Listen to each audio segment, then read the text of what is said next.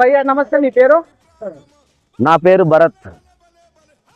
అయితే నిన్న Telangana formation day ఉండే కదా, అంటే తెలంగాణ దినోత్సవం. అయితే తెలంగాణ ఫార్మేషన్ డే జరమందలుగా ఫార్మేషన్ డే అంటే ఏం లేదు. కేసీఆర్ ఉన్నప్పుడు చేసిర్రు, తెలంగాణ దినోత్సవం చేసిండ్రు. ఈ రేవంత్ రెడ్డి నాయకత్వంలో ఆయన ఏం చేయట్లేదు, వేస్ట్. రైతు బంధు వస్తలేదు, రైతు భరోసా వస్తలేదు, రైతు బీమా వస్తలేదు, అన్ని బంద్ చేసిండు.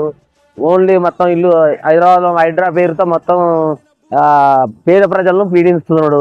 అయితే 12 ఏళ్ల నుంచి ఇప్పుడు తెలంగాణలో అభివృద్ధి కార్యక్రమాలు జరిగాయని అనిపిస్తుందా మీకు?